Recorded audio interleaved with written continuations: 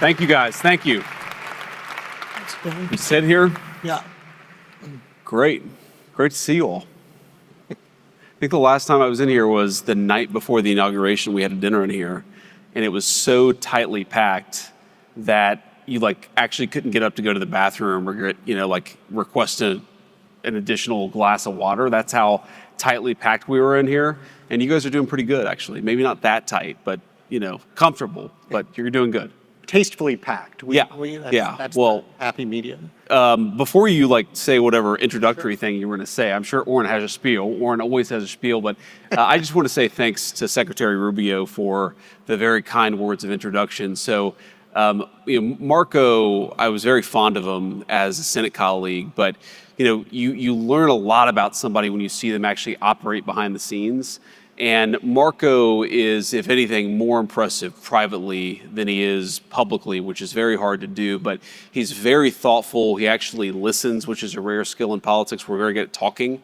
Us politicians, we're not so good often at listening. He's just a very, very important part of what the president and I are trying to do, and so thrilled to have him here. And as you know, I think one of the first times I ever met, maybe the first time I ever met Marco, was in a conference room in his Senate office with Mike Needham and Orrin Cass talking about some of the very things we're talking about here tonight and some of the very things that American Compass is focusing on. So it's kind of amazing to see it come full circle to where we are today. Well, that's a perfect segue into my spiel, so Great. Thank you. I had a few different spiels we could start with, but this is a good one. We are thrilled to have you here. I am thrilled to have this opportunity to talk with you, and so grateful that the work you're doing, and in a sense so in awe of it, because there are politicians out there they've just been politicians, but you are someone who was an intellectual first. Some people don't like the word intellectual, but I mean it in the good sense of the term. You were writing for National Review. You were at the bar late at night arguing about and helping shape these ideas that you are now. I come here for free and you insult me and you call me an intellectual. Remind me that I wrote for National Review. What an asshole this guy is. That's fair. I will admit that I too wrote for National Review.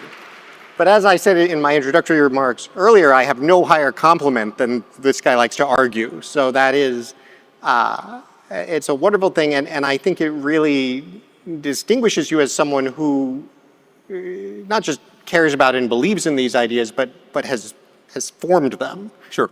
And so, I wanted to ask you a little bit about some of the substance, what's going on a few of these topics, but also ask a little bit about sort of how your thinking has gotten here and how being in the role you're in now affects that, and what people who are not in that role need to understand to do it well.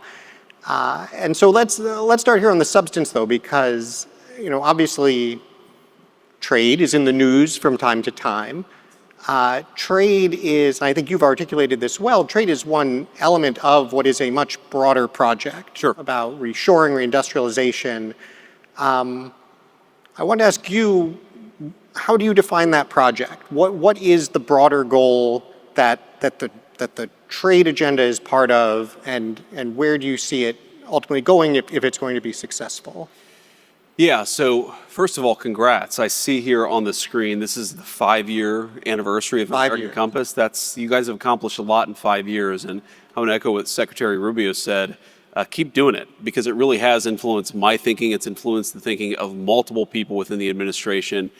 And if I were to try to summarize the project, I think there are a few different things going on, but maybe one thing that really worries me is you have, I think, in many ways, stagnating living standards for normal Americans, for the median worker, for people who just want to start a family, work in a decent job, earn a living salary, and have dignified work. I think you've seen so many pieces of evidence of stagnation in the lives of the normal people that we serve, right? The people who actually go to work, who keep the country running. And there are different ways to sort of measure this, but I think my favorite way of measuring it actually is probably you see stagnating productivity in this country for about 50 years, okay? And I think there are a whole host of reasons why you see that. I think number one, we've offshored a whole host of industries, and so you see less innovation in a lot of the critical manufacturing sectors that actually drive the American economy. I think part of it is we've really underinvested in technology, especially in, the heavily regulated spaces. I think part of that is we've really harmed energy production in our own country. That's a critical part of, the heavily regulated space is actually doing well because the cost inputs of these industries are so heavily dependent on the price of energy. So there are all these different policy spins that I could put on it, but I just want normal people who work hard and play by the rules to have a good life. And I think that was very, very possible in the United States of America that I was growing up in, but you started to see some signs that it was fraying. And I think it got a lot worse over the course of the 90s and 2000s. And that has got to change. And I think that's fundamentally why Donald Trump is the president of the United States, is because he was the first mainstream American politician to come along and say, this isn't working. These trade deals are not working for the normal people who power our economy. Our policies have not been productive either in the economic, national security, or diplomatic space. So it's complicated. The answer to the question is complicated. Summarizing it is necessarily very hard. But I think the best way to summarize it is we just want normal people to have a good life. That seems reasonable. Thank you. There you have it, folks. I think that's obviously exactly right. I think it's remarkable that is or has been a heterodox view to some extent, that it's something that has had to be said, especially after your book came out, as you had a chance to talk with a lot of folks in a lot of different contexts, then as you moved into running as a politician yourself, you had a chance to speak both with the normal people for whom this was not working, yeah, and for a lot of people who either thought it was working or didn't care. Sure. My own sense is there's actually more thought it was working than didn't care. That for the most part, they're not bad people so much as oblivious. But I'm curious what your experience has been engaging with those folks. But how would you describe, what do they look out at America and see, and what is helpful in communicating to them why this is a problem and why they need to care? Yeah, so let me give you kind of an elite answer to that question, and let me give you just a sort of normal political answer to the question. So the elite answer to the question, I remember, Warren, talking to you about starting American Compass 5 years ago. And I think one of the things that we talked about, I don't know if you remember this, but what is the audience of donors, because these things cost money, funding fellowships and smart people to write papers and think about this stuff, that costs resources. What is the universe of donors who would actually support something like this? And I think my takeaway of the last 5 years is actually quite a bit. And I think there's an assumption among, whether you call it populists or whether you call it, sort of trade hawks or whatever label you want to put on it, there's this assumption that donors are fundamentally misaligned. And I actually think donors are much more pragmatic, and they see this stuff not necessarily because, they're reading a paper that Bob Lighthizer published 15 or 20 years ago. And I know Bob's in the audience and I love Bob, but because they do business in China. And they know how hard it is to actually get a fair deal for their companies, or, they've seen some of the ways in which, I met with an industry leader today who was talking about all of the ways in which transshipping through non-Chinese Asian economies is destroying his very successful manufacturing business. And he's not worried about it for himself because his business is so successful, but he's worried about it for his industry writ large because some of his competitors are going to have their businesses destroyed. He doesn't want that. So there's a bit there. I think one thing to take away is that people are much less ideological and much more pragmatic than I think that a lot of intellectuals give them credit for. So that's one thing I take away. I think the other thing that I take away from it is the American people are much more aligned with our way of thinking about things than people realize. And I think the misalignment between the normal American and the talking heads in Washington is still so profound. And I'll give you an example of this. One of the very first truly political speeches I gave when I was thinking about running for Senate in Ohio back in 2021. I spoke to this group in Butler County, Ohio. It's actually the county that I was born and raised in southwestern Ohio. And I was talking about how, big tech was a major problem. Censorship of viewpoints was a major problem, and we needed to get serious about antitrust, and we need to get serious about actually treating these companies as the monopolists that they were. And a person came up to me afterwards and they said, "Oh, I really liked what you said, but I didn't agree with what you said on big tech." And I sort of assumed that I was about to, sort of hear a kind of libertarian argument from the pages of the National Review. And what the guy said is, "I don't think that we should break these companies up. I think we should throw all of their executives in prison." And I was like, "Oh." And it sort of dawned on me, the American people, like, they see these problems. They're not hyper ideological. They're not reading like conservative intellectual periodicals because they have day jobs and families to take care of, but they're much, much wiser about these things than intellectuals give them credit for. And I take a lot of inspiration for that, but I also take a lot of willingness to kind of test the outer limits, because most of our fellow Americans, they're not nearly as dumb as Washington, D.C. assumes that they are. They're actually very smart and they're very wise. Yeah. It's funny. I was speaking to the American Iron and Steel Institute this morning about the idea that making things matters. And I was sharing a similar story because we've done survey research on, okay, do you think manufacturing matters or not? Yeah. Overwhelmingly, people say yes. Yes. Sure. But we actually asked them why. We gave them a bunch of options. Is this about, family and community and good jobs? Is this about national security? Is this about sort of dynamism and investment and economic growth? I sort of figured it would be like, it's about jobs, maybe security. And Americans actually picked dynamism and growth as, by a significant margin, that was their top reason they cared. And that was across political groups. That was across classes, less educated, more educated, high income, low income. And exactly to your point, I think it's just something we don't give people enough credit for. I mean, not only are they quite wise in this respect, they are so much wiser than the economists who got this exactly wrong for so long.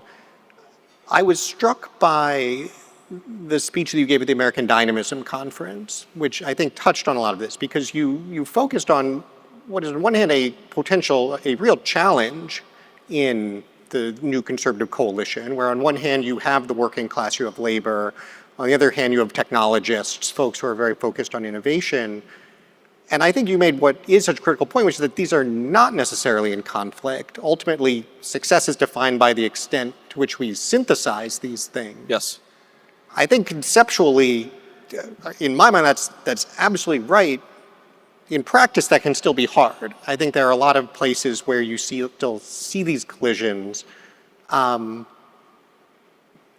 Where do you see the biggest opportunity to actually bring these folks together, to actually build on that idea and show that, no, in fact, you do have the same interests. There is a real opportunity to move forward here?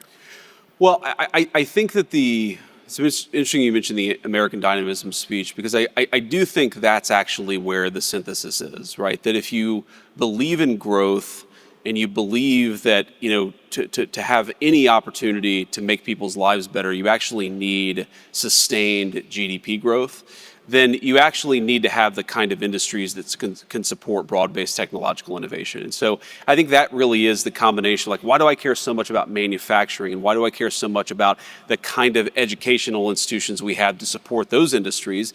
It's because, yes, I care about workers and I care about their wages, but I do very much care about innovation, and I don't think you can have one without the other, right? So the classic way of talking about this is to say, well, if you open up an iPhone and you look at the box, it will say designed in Cupertino, California, right? And of course, the implication is that it's manufactured in Shenzhen. In reality, it's not necessarily even designed in Cupertino, California anymore. It's increasingly designed in the place that's manufacturing it. This idea that we can separate the making of things from the innovating of things is, I think, totally farcical. You see this in pharmaceuticals in particular, where I think the countries that are really good at manufacturing pharmaceuticals, especially like the next-gen biologics and large molecule pharmaceuticals, those guys are increasingly really, really good at innovating in pharmaceuticals too. And one way this has come up in our work in the White House, and I won't get into sort of too many of the hairy details, but we've been thinking about how to solve a particular problem, meaning a particular kind of product that right now we have access to, but we're starting to ask ourselves these questions about what happens if the country that we're trading with completely cut off access to this stuff? And so we're thinking a lot about the supply chain, about how brittle our supply chains are.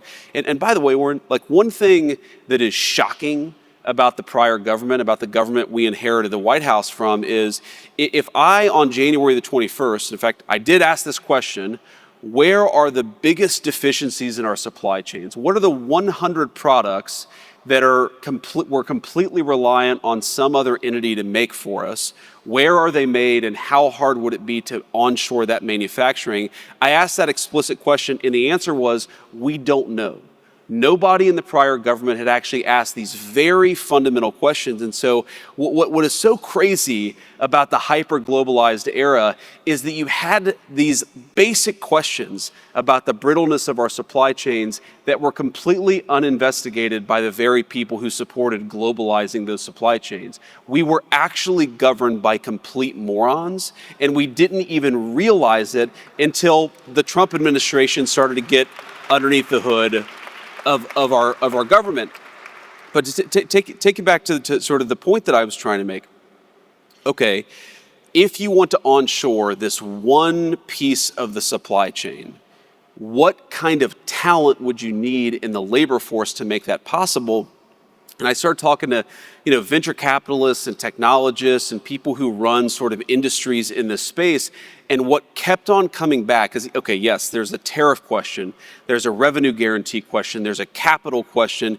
How do you actually form the capital? How do you get the capital goods necessary to make the stuff that you're going to have to make? But the thing that everybody kept on coming back to is we don't even have the people who are skilled in this particular trade anymore, because we've so offshored it.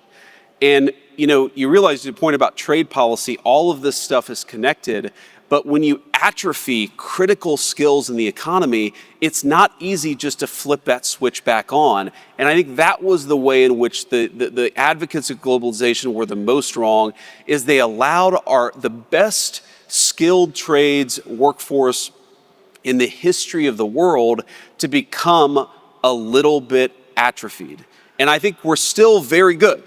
We actually have a pretty strong foundation from which to build, but we're actually not as good as we were 30 years ago in the basic question of skilled craftsmen who are able to do a whole host of different things very rapidly. That's one of the things that we have to fix in order for us to accomplish the things that we need to accomplish. The president's very focused on that, but it drives home, how much of a national emergency we're in, that we've lost critical skills, and we weren't even aware that we had lost those skills until a few months ago.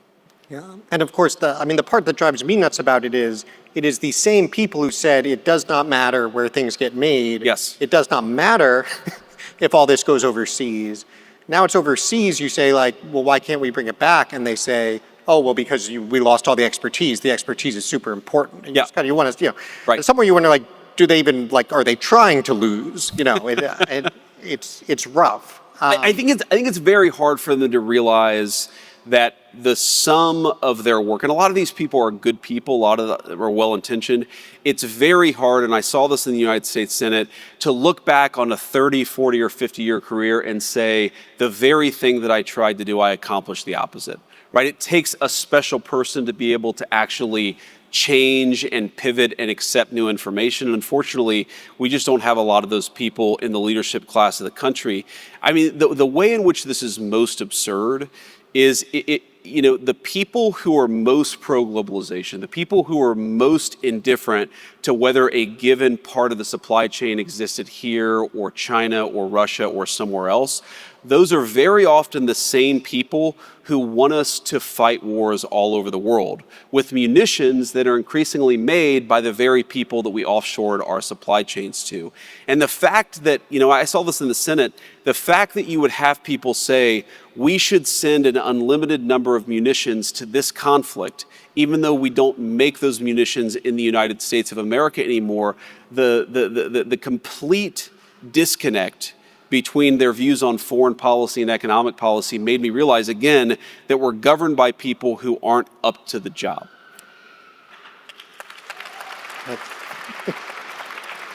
Until 4 months ago, when the American people actually gave the country a government it deserved. And obviously we're very early days, but I think that we've done more in 4 months to solve these problems. But this is not a 5, a 10, this is a 20-year project to actually get America back to common sense economic policy. Well, thank you. That was a real downer for a moment. I appreciate you brought the mood back up. This is very helpful. Let's talk about the workforce piece and education, because you mentioned education system, which at this point, interestingly, means almost two different things. Yes. There's what is going on with universities, and there's what is going on with how we would actually train people in these kinds of skills that we need, that would be good jobs. I guess it's a two-part question. On the university side, do you see what's going on there as mostly sort of just a sideshow minimizes it? It's incredibly important, but it is unrelated to the question of how we actually reskill correctly? Or do you think these two things fit together somehow, that we need to get the universities more engaged in this process and also have other ways to do it? I think of it as extremely connected, though it's not necessarily obvious at the surface level. I mean, first of all, I never expect Harvard or Yale or the Ohio States of the world. They're not primarily going to be doing skilled craftsman training. Okay, some of the state schools you might see that, but really this is going to be something that happens with particular. Unions are going to have a big role in this, community colleges are going to have a big role in this, industry is going to have a big role in this. I don't think the skilled crafts are going to be brought back by the 4-year plus university. That's just not their role. But what the 4-year plus university, one of the most important things that it does, obviously it trains hopefully very smart people, but it produces really the ground level of the innovation that the economy is going to run on for the next 10 or 15, 20 years. Okay, so if I want people in Indiana to be manufacturing the next generation pharmaceuticals, those pharmaceuticals have to get developed in the first place. And for them to get developed in the first place, I need places like Harvard to be doing really groundbreaking biomedical research. What I don't need out of Harvard is for the science to be so broken that 80% of the biology papers produced don't actually replicate. And that reproducibility crisis is one of the main reasons why I think universities are broken. What I really don't need to happen is I can't let Harvard have such an explicitly racist and in violation of the Civil Rights Act approach to how it funds and trains scientists that the best and the brightest are being cut out of that process altogether. So these things are very much connected, but I mean, look, I am not anti-university. I'm not anti-Harvard. What I am is a person who recognizes what should be obvious to every single person at every elite university in the country, which is the model is broken, it doesn't work, and they're violating the social contract they have with the people of the country, and the people are now saying, we need you to change. And these institutions are really going to be confronted, and thanks to President Trump, have already been confronted with a choice. You can accept democratic accountability and you can reform, or you can accept that the government is not going to treat you kindly, we're not going to fund your garbage, and we're not going to support you unless you do the job the American people need you to do.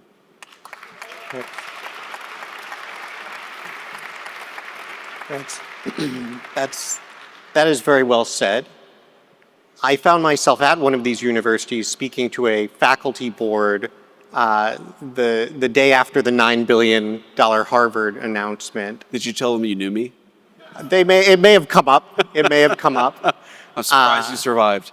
The thing about the faculty board in Ivy League universities, it's not the most imposing environment in many respects. They're not known for their toughness. No, that is true. I'll let you stand on that particular point, but this actually happened to me a few times. I in fact also was scheduled to go to Canada 2 days after you made the Canada announcement. I may need to run my travel plans by some more folks. But it was fascinating to have this exact discussion and essentially to try to make the point, nobody wants you to fail, but you are in a sense a quasi-public institution. You are relying on enormous both explicit and implicit public subsidy and participation in this contract that you have been violating wholesale for a generation. And so our preference would be that you guys decide to reform, but if you don't, this is the alternative. What do you think, what does reform look like? You described some of the things that, are particularly problems. I guess to some extent the reform is just stop doing that. But what do you aspire to for our higher education system? I'd say a few things. I mean, one most obviously is, why don't you just follow the civil rights laws of the country? Like, that's a very easy thing to do, and that nearly every elite university in the country is explicitly not doing. Okay, so that's one thing that they might consider doing. I think the second thing is they've got to be willing, and I have a friend of mine who's a geneticist, very bright, very bright young scientist. We have got to have a scientific community that is more open to unacceptable inquiry and that actually encourages bright young minds to go wherever the truth leads them. And I think that's where the universities have become almost quasi-theocratic or quasi-totalitarian societies. I mean, the way that I think about this is, I don't know what the voting, the voting in the 2024 election of Harvard University's faculty was. Okay, my guess is that at least 90% and probably 95% of them voted for Kamala Harris, right?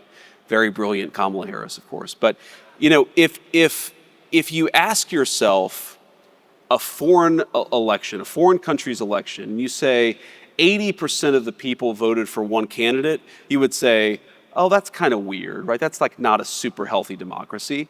If you said, oh, 95% of people voted for one party's candidate, you would say that's North Korea, right? That's totalitarian. That is impossible in a true place of free exchange for that to happen. And so I think the ideological diversity of these universities has to get much better. And I think that if that got better, if you actually had a place where people were open to debating these things and weren't terrified they were going to lose their job for saying something that was a little bit outside the Overton window, then I think the science would get better, the reproducibility would get better, the quality of the institution would be so much better. And that's what I want, because we need high quality universities. Right now, the problem is we don't have them. Absolutely. I think we have time for one more question. Great. This is usually an awful cliched question, but in this case it's extremely relevant.